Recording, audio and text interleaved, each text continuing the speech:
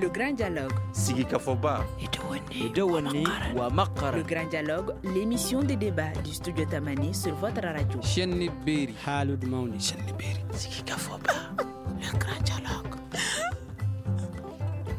Des infrastructures routières et sportives toutes neuves, une nouvelle université, une population dynamique.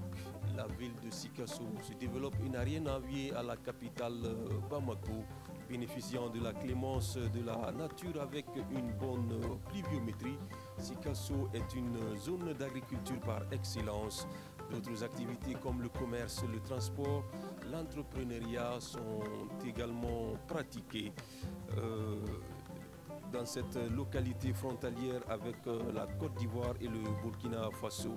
Sikasso sur la voie de l'émergence, c'est le thème du grand dialogue d'aujourd'hui qui se tient ici à Sikasso avec nos invités. Abdrahman Sidibé, premier adjoint au maire de la commune urbaine de Sikasso.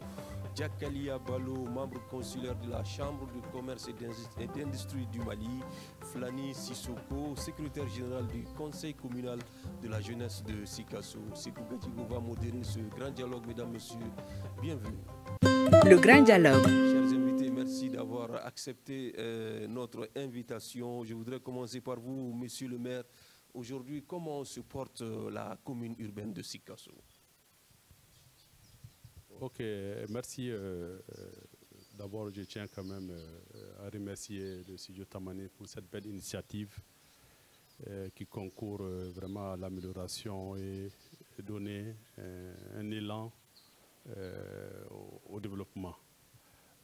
Donc, la commune urbaine de Sikasso se porte très bien.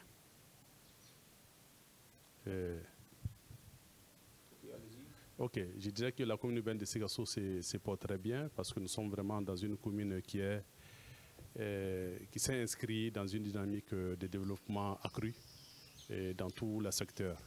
Ceci dénote même l'image que vous venez de présenter concernant cette commune. Donc la commune va bon train et la population aussi se porte très bien. Et l'hivernage a bien amorcé et c'est déjà une très bonne chose dans une zone agro-silvopastorale. Donc l'hivernage commence à s'installer véritablement et vraiment les populations sont vraiment émerveillées par rapport à cette situation. Alors, vous venez de le flairer, vous dites que l'économie va très bien. Quels sont les secteurs aujourd'hui qui soutiennent cette économie, qui se porte bien selon vous? Ok, aujourd'hui l'économie de Sikasso est surtout supportée par l'agriculture et l'élevage et même le transport. Et ensuite vient le commerce général à travers les opérateurs économiques. Donc par rapport à l'agriculture, nous avons beaucoup de produits qui sont comment dirais-je, produits au niveau de cette commune. Et c'est à partir de la commune urbaine de Sikasso que le reste du Mali est ravitaillé. En céréales, en fruits, en légumes et même en tubercules. Donc ceci est extrêmement important dans l'histoire économique vraiment d'une commune.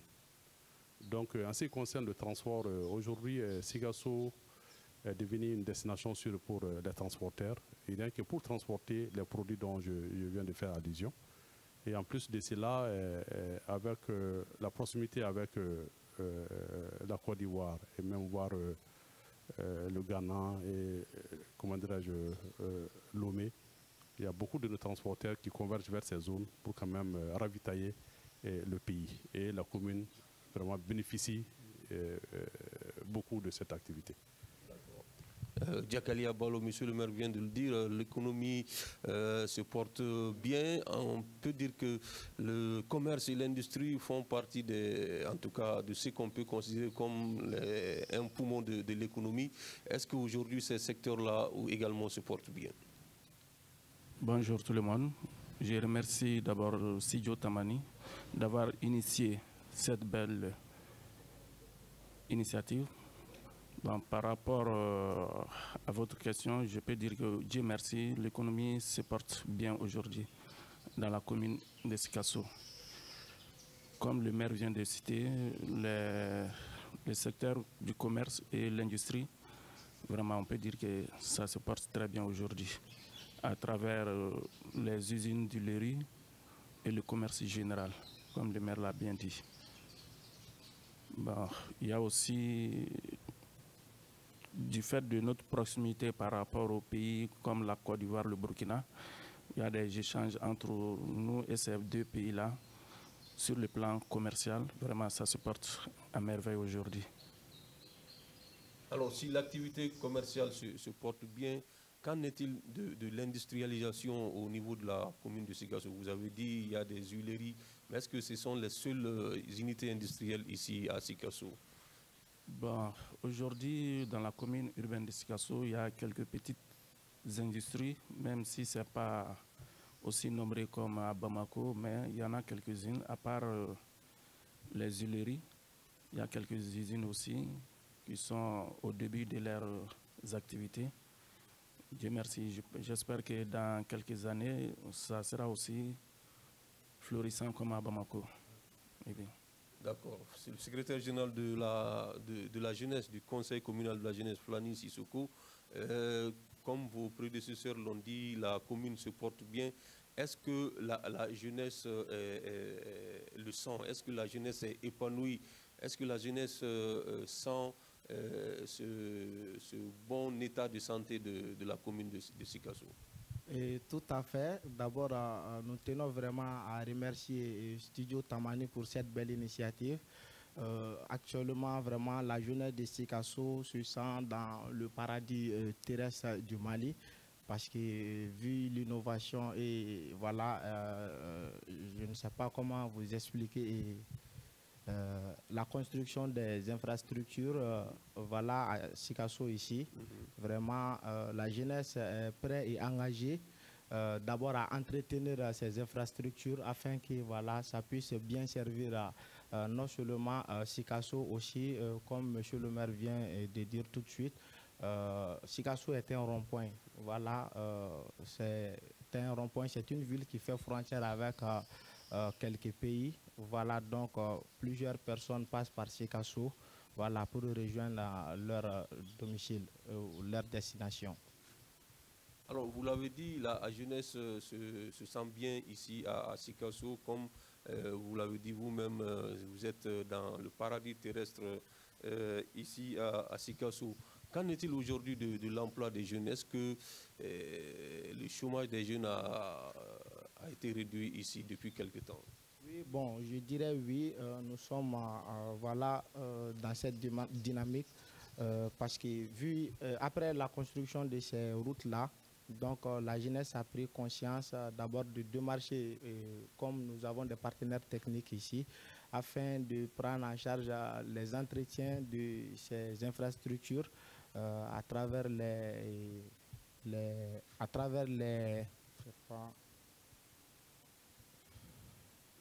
des infrastructures, oui. Le nettoyage des routes. Voilà, voilà, le nettoyage des routes et autres. Bon. D'accord. Monsieur le maire, revenons à la commune, à la mairie de Sikasso. On voit que la commune se développe et la mairie en est pour beaucoup dans ce développement. Quel est l'état de santé même financier de la mairie de Sikasso? Bon, je crois que, sans risque de me tromper, maintenant, je dirais que l'état financier de la mairie est acceptable. D'année en année, nous sommes lancés dans une dynamique de croissance de nos ressources propres. Aujourd'hui, je dirais que les ressources propres mobilisées par la commune atteignent le milliard aujourd'hui, ce qui n'était pas, comment dirais-je, auparavant. Aujourd'hui, nous sommes dans le milliard en termes de ressources propres mobilisées dans la commune, et sans compter l'apport des partenaires techniques et financiers, et même l'apport de l'État. Donc, ceci étant, je dirais que l'état financier de la mairie est vraiment acceptable aujourd'hui. Donc, c'est ce qui même dénote l'image que vous venez d'imprimer à prime abord de l'entente de vos propos à la commune. Donc, je vais peut-être juste amorcer par rapport au chômage des jeunes. Dans une commune, quand l'économie roule bien, l'économie va bien, je crois que ça touche pratiquement tous les secteurs. même y compris l'employabilité des jeunes. Donc aujourd'hui, avec les partenaires techniques et financiers, parce que Sikasso est devenu une destination sûre, il y a beaucoup d'opportunités pour les jeunes. Donc c'est ce qui fait qu'il y a beaucoup de partenaires qui sont venus vers Sikasso à travers d'autres collectivités, notamment le conseil régional, qui de concert avec la mairie travaille beaucoup sur la question. Il s'agit de l'employabilité des jeunes. Nous avons un projet qui est aujourd'hui en train de soutenir les jeunes en ce qui concerne les projets. C'est des projets innovants qui sont financés par le partenaire et ensuite l'apport de la jeunesse. Tant que l'économie ne marche pas bien, je crois que la jeunesse, l'apport personnel de la jeunesse, ils ne pourront pas l'avoir. C'est dû au fait que l'économie marche et je crois que les parents, ils ont des soutiens qui peuvent vraiment les venir en aide pour ce qui concerne la mobilisation de l'apport personnel. Et je crois que la grande partie est absorbée par le conseil régional et même le partenaire technique et financier. Et avec, bien naturellement, l'assistance des autorités communales que nous sommes. Voilà. Alors, on en parlait tout de suite avec M. Balo concernant l'industrialisation de la commune urbaine de Sikasso. On sait que c'est une zone de production par excellence. On produit beaucoup, mais des produits qui ne sont pas transformés sur place. Est-ce qu'aujourd'hui, au niveau de la commune urbaine, de la mairie, vous avez des initiatives dans ce sens? Bon, par rapport à ça, effectivement, l'industrialisation est très timide. Ça concerne seulement Qu'est-ce qui explique cette timidité? Bon, la timidité, c'est le manque de vision, peut-être de nos opérateurs économiques, qui aujourd'hui tardent à s'inscrire dans cette dynamique.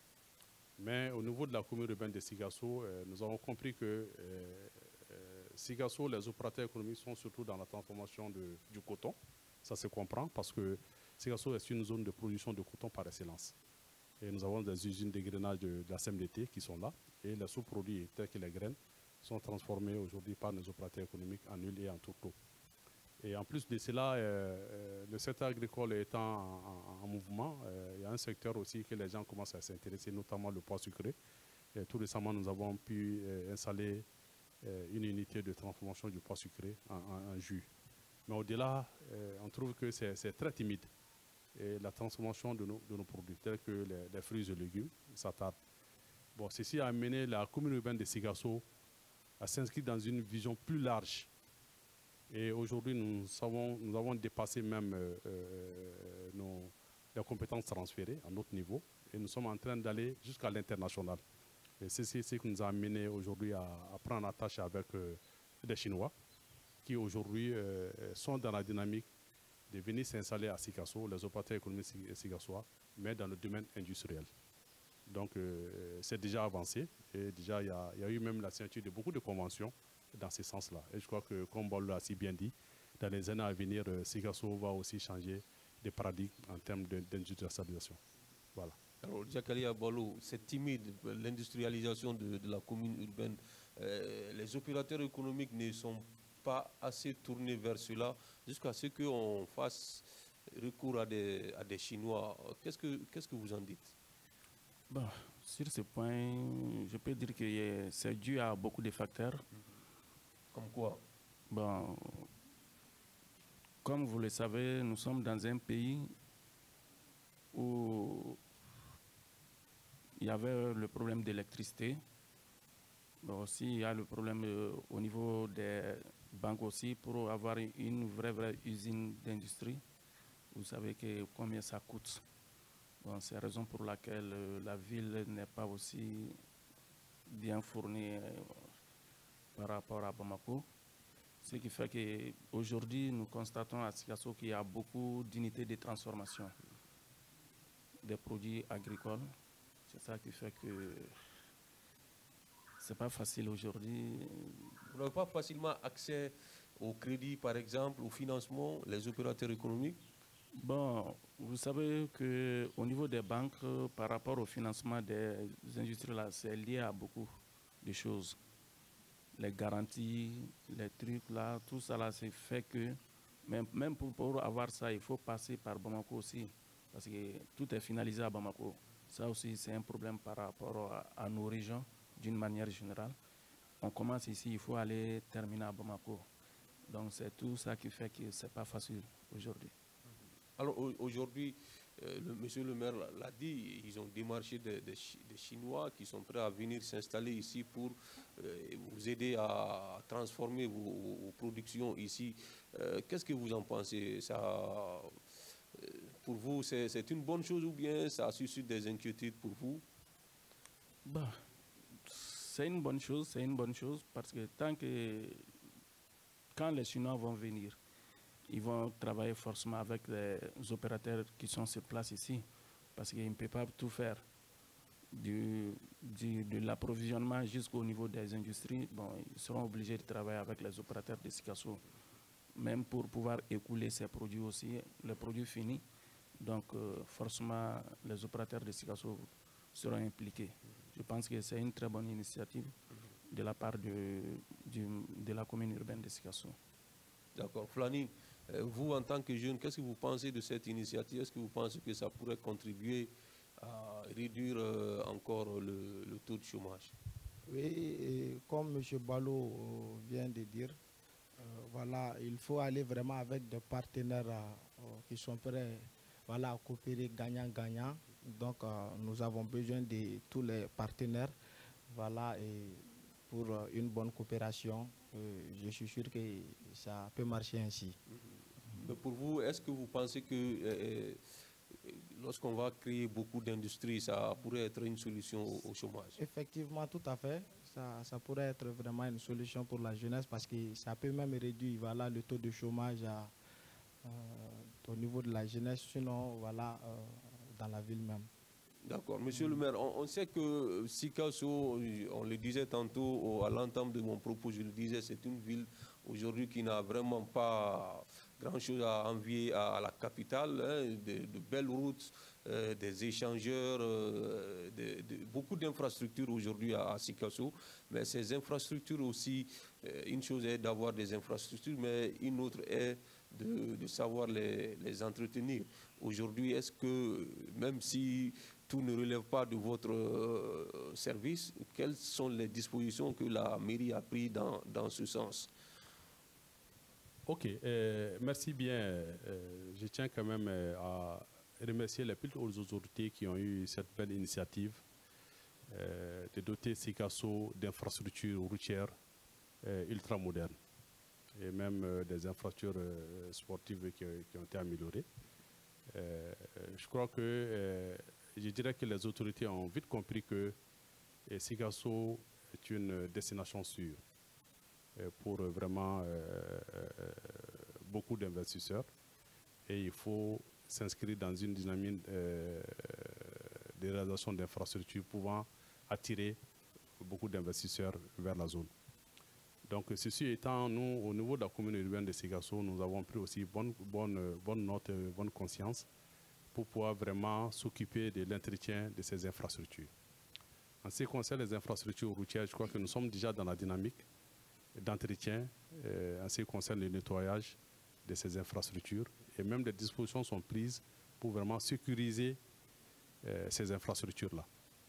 Donc en termes d'initiative pour l'entretien des infrastructures, nous sommes sur un programme de participation citoyenne à l'entretien de ces infrastructures. En quoi faisant? Je crois que nous avons démarché pratiquement les autorités traditionnelles au niveau des quartiers, notamment les chefs de quartier, et pour quand même les signifier leur participation accrue en ce qui concerne l'entretien de ces infrastructures.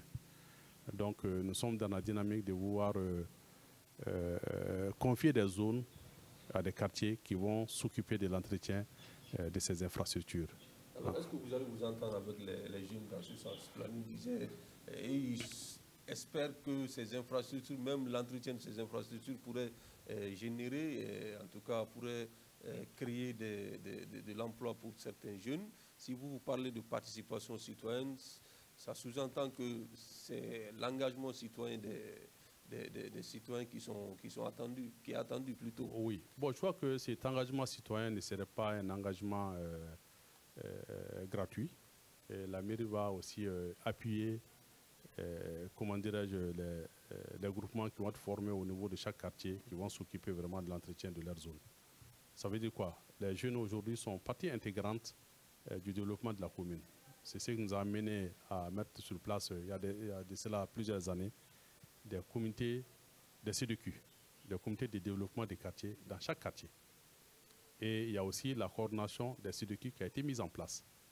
Donc les CDQ au niveau des quartiers sont des appuis pour les chefs de quartier et pour quand même, dans le cadre des initiatives de développement au niveau du quartier.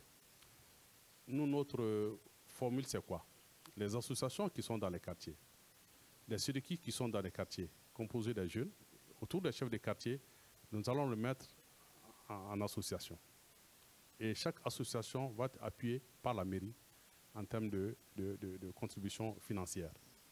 Bon, déjà, nous avons amorcé la dynamique avec quelques associations et qui bénéficient de l'appui financier de la mairie de façon semestrielle pour s'occuper vraiment de l'entretien, appuyer la mairie en ce qui concerne l'entretien et l'assainissement de la ville.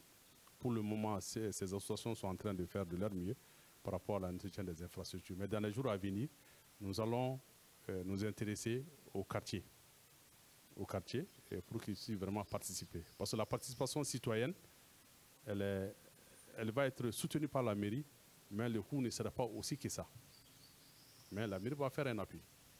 Et je crois que c'est des pratiques qui ont existé dans le temps, mais qui, au fil des années, ont été abandonnées par les jeunes. Sur un autre temps, dans les années 90, il y avait des projets jeunes qu'on initiait dans les quartiers, dans le cadre du curage des caniveaux. Et les jeunes qui participaient à l'activité, à la fin du travail, ils étaient rémunérés. Minimum qu'ils soient, ils étaient rémunérés. Donc c'est ça, la participation citoyenne dans le développement. C'est ce que nous voulons vraiment développer dans la commune. En plus de cela, vous savez que les infrastructures routières ont pris une autre dimension, la dimension internationale. Et il faut, dans un premier temps, éduquer la population en ce qui concerne l'utilisation de ces infrastructures routières.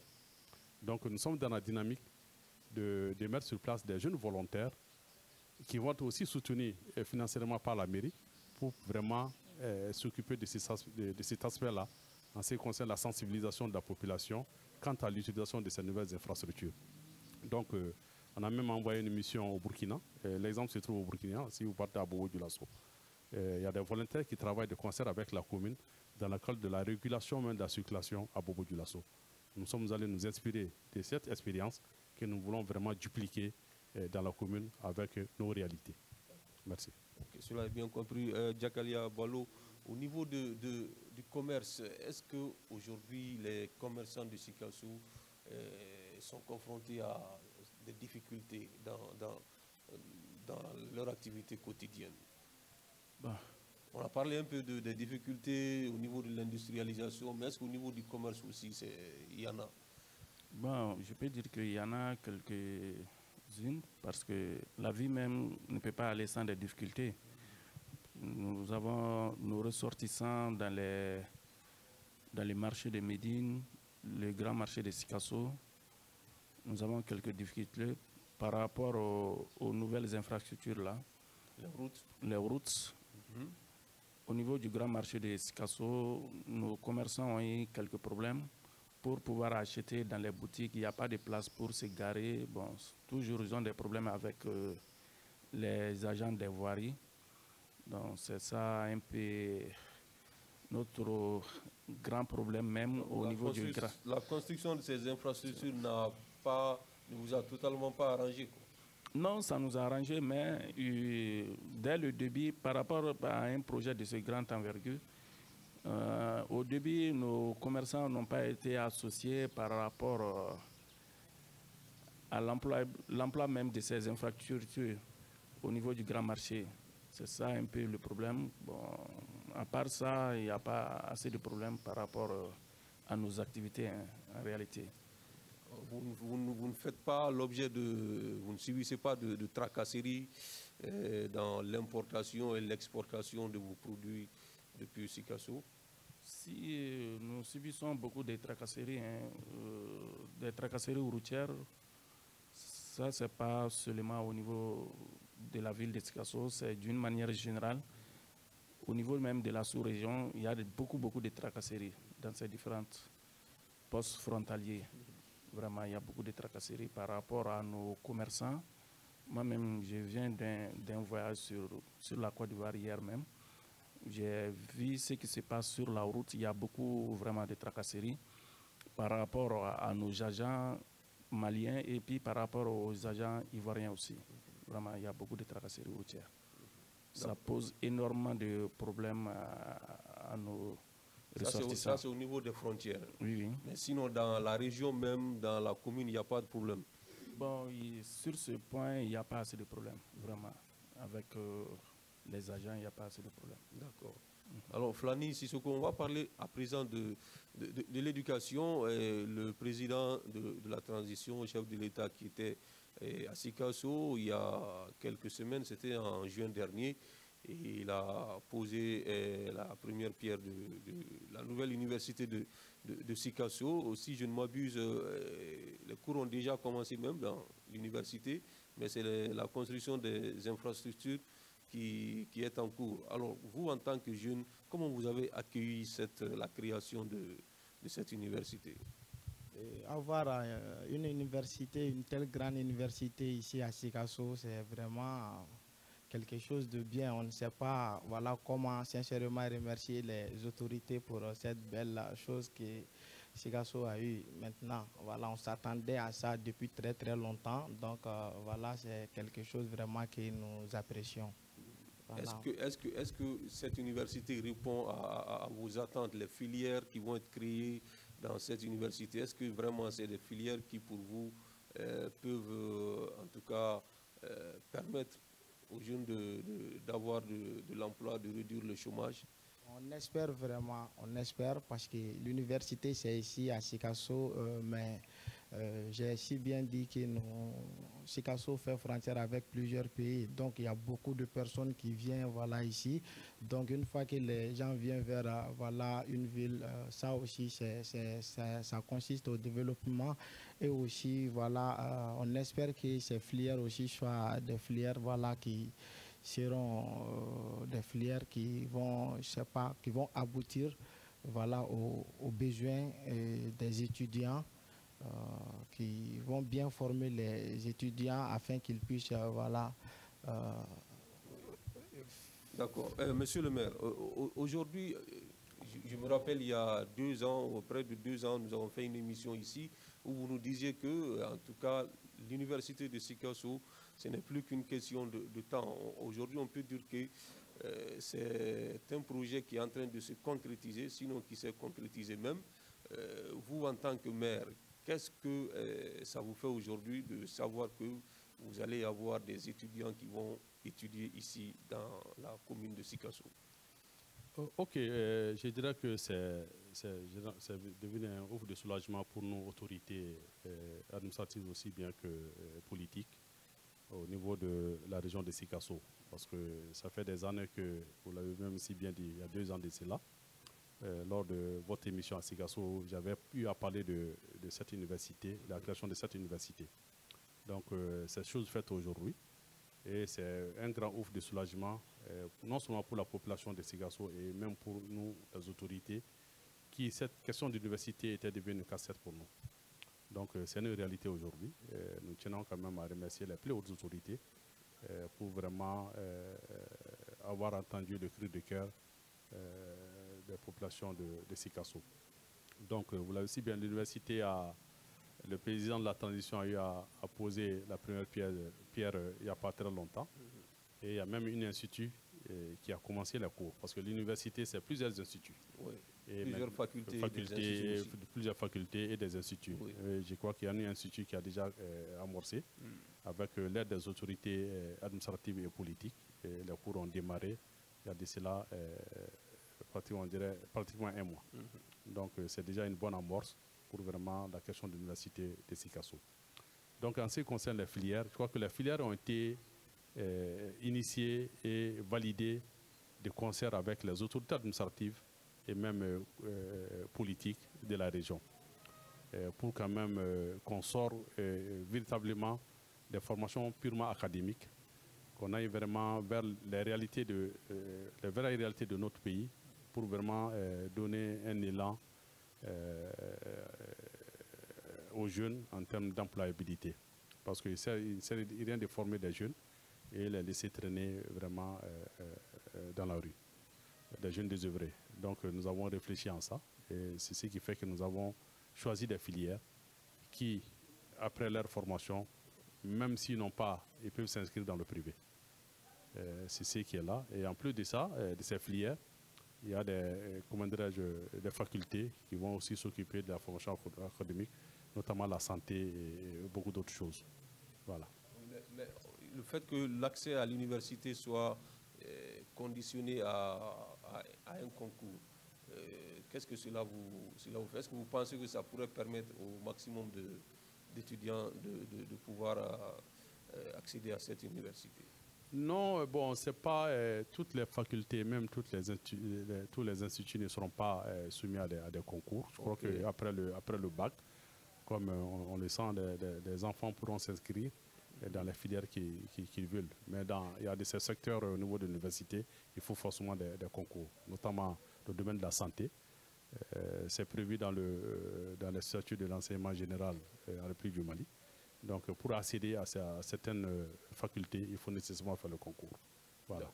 Ok, Diakali Abalo, on va vous poser cette question en tant que parent d'élève maintenant, pas en tant que membre de la Chambre de commerce. Le fait d'avoir une université pour vous pensez que c'est un bon point pour la commune, la région de Sikasso?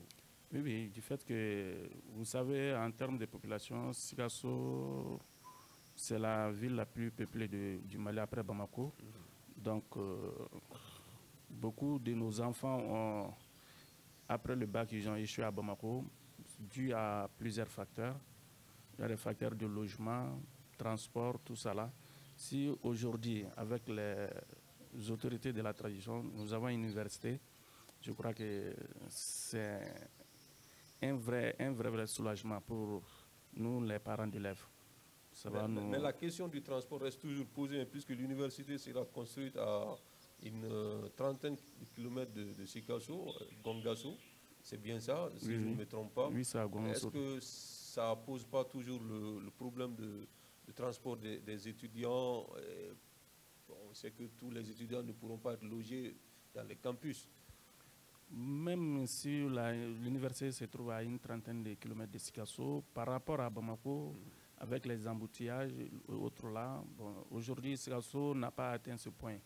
Donc par rapport à toujours à Bamako, au niveau des transports, ça sera moins cher et moins de problèmes aussi par rapport à la traversée. Parce que c'est une commune rurale, il n'y a pas assez d'embouteillages ou bien de difficultés sur la route. Voilà, je pense que ça ne sera pas les mêmes cas qu'à Bamako. Flani Sissoko, ça ne vous préoccupe pas le fait que l'université soit un peu éloignée de Sikasso quand même, le déplacement? Non, je suis sûr et certain que les autorités vont mettre une solution pour faciliter le déplacement. Voilà, le déplacement des étudiants. Donc, comme il a si bien dit, il y aura encore une grande différence entre celui de Bamako. Voilà, parce que Gongasso, l'accès est très facile. Voilà, donc la route est bien. Donc, je ne suis pas sûr s'il y aura des difficultés. Voilà. D'accord. On va demander à M. le maire, peut-être que si on a pris ça aussi en compte, est-ce qu'il y a des dispositions qui ont été prises, des routes seront faites, mais est-ce que les moyens de déplacement seront mis à la disposition des étudiants pour faciliter leur transport?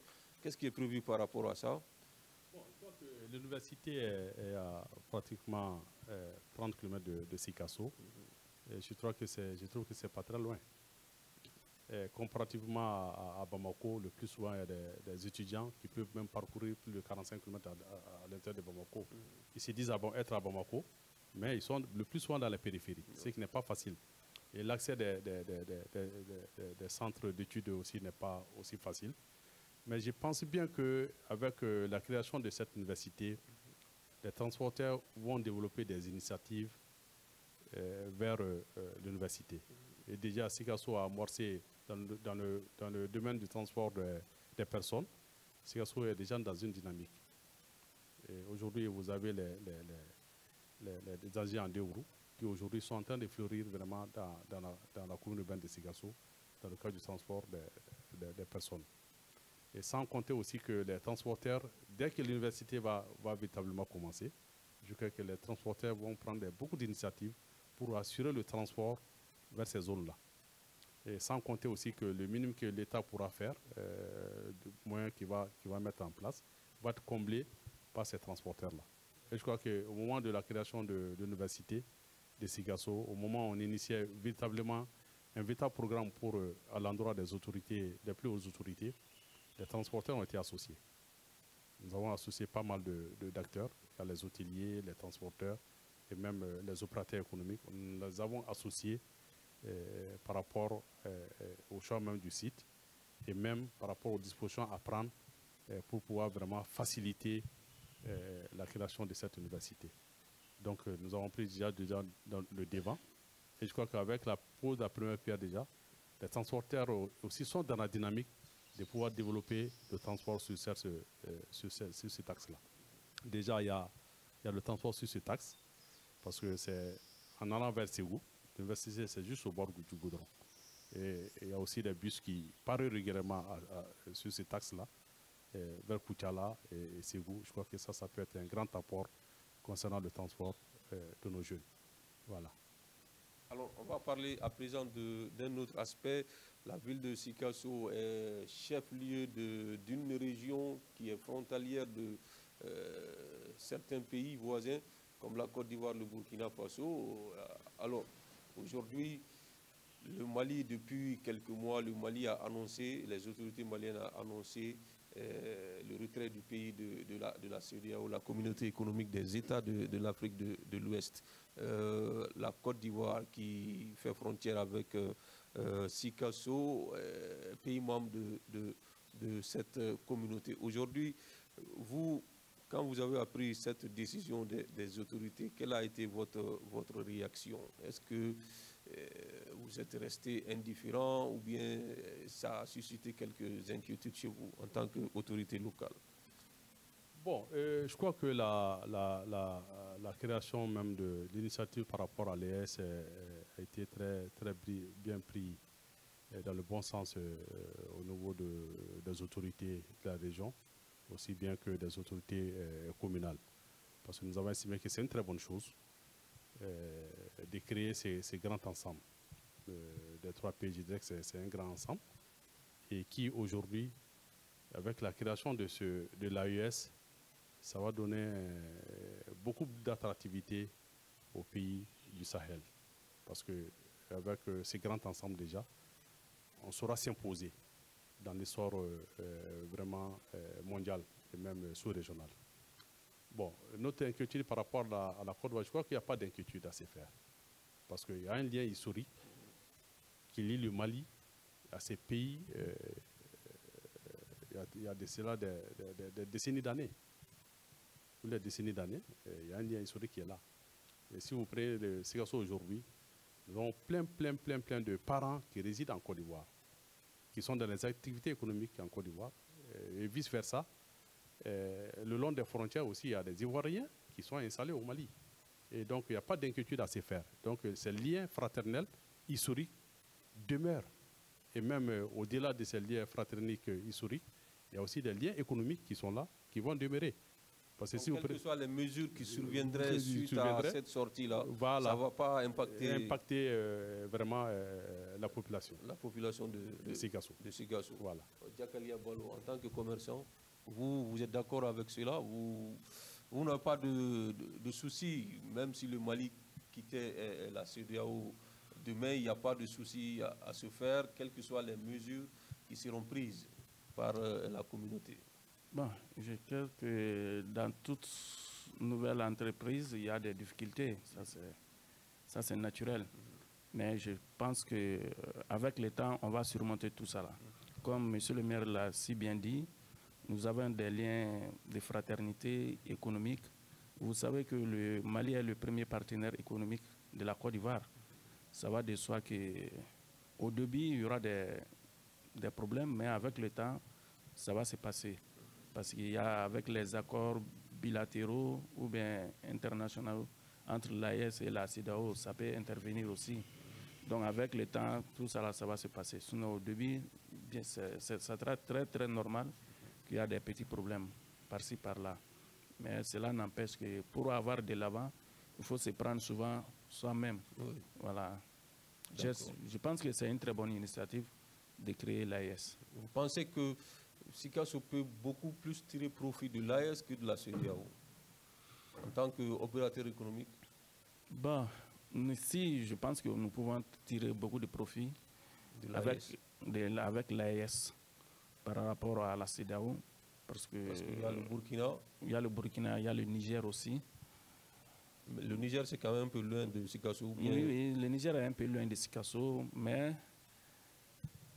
à travers les échanges, je pense que ça peut aller parce que beaucoup de gros camions aussi, surtout les citernes, ils passent par Sikasso pour aller au Niger, pour prendre le carburant. Bon, tout ça là, c'est un peu les commerçants qui sont au bord des routes, dans les villages et autres là, ça les profite aussi. Oui. D'accord. Flani, et vous, qu'est-ce que vous pensez de cette sortie de la CEDEAO et de la création de l'AES? Vous pensez que le Mali peut bien tirer profit de l'AES comme on l'a fait avec peut-être la CEDEAO? Oui, effectivement, je suis parfaitement d'accord avec mes aînés Balo et M. le maire, comme ils l'ont si bien dit. Voilà, ça ne va pas impacter, c'est une bonne chose vraiment. Ok, Monsieur le maire, nous sommes pratiquement au terme de cette émission. Une dernière question plateau aujourd'hui. Comment maintenir le rythme que vous avez imprimé au développement de la commune urbaine de Sikasso? Comment maintenir ce rythme aujourd'hui?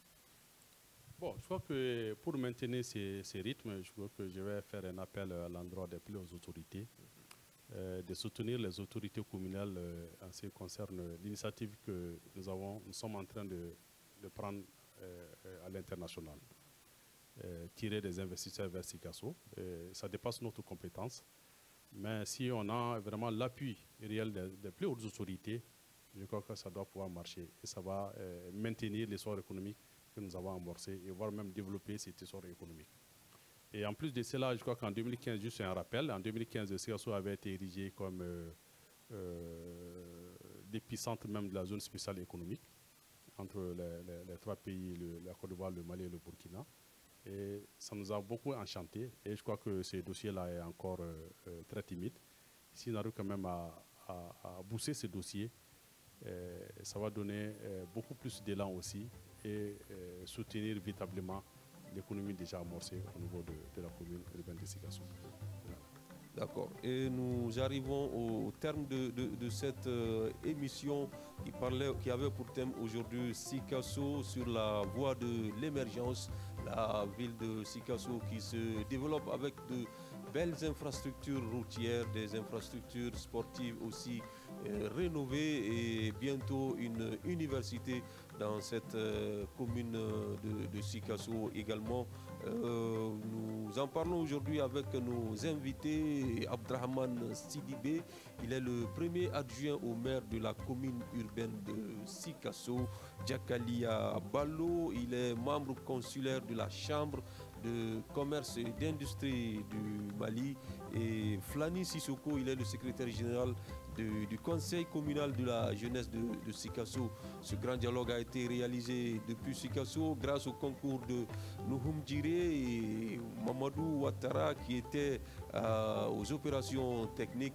Sekou Gadjigo vous l'a présenté. Nous sommes à Sikasso pour une semaine pour une série d'émissions de débats et de reportages. Studio Tamani toujours au plus proche de ses auditeurs et de ses populations. Merci à toutes et à tous et à demain pour un autre numéro du Grand Dialogue.